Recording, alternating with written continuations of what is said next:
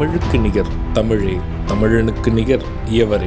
2 அடியில் நம்மால் எதுவும் செய்ய இயலாது என்று எண்ணும் மனிதனிடத்தில் 2 அடி குரலில் எதையும் நம்மால் செய்ய முடியும் என நம்பிக்கையை ஊக்குவித்தது திருக்குறள். வணக்கம் குழந்தைகளே. வணக்கம் பகலவன் ஐயா.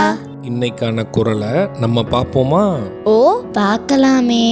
சரி, பாடத்துக்குள்ள போலாம்.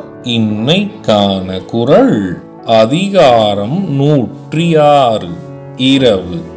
குறள் எண் 1059. இவார்கண் என்னுண்டாம் தோற்றம் இறந்துகோள் மேவார் இலாக் கடை. ஐயா, நீங்க சொன்ன இந்த குறளோட பொருள் என்ன?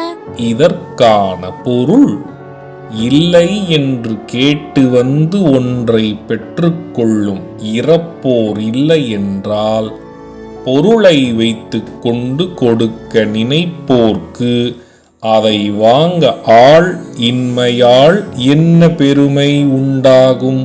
இதுக்கு ஒரு உதாரணம் சொல்லுங்களேன்.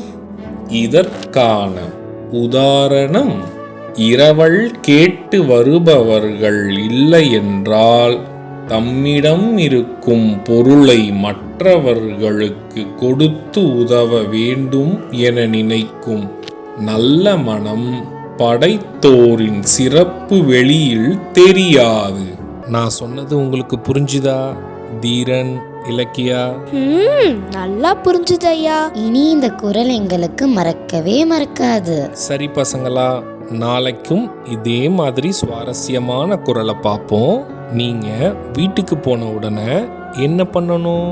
இன்னைக்கு நாங்க படிச்ச குறளை அப்பா அம்மா கிட்ட சொல்லி காட்டுவோம்.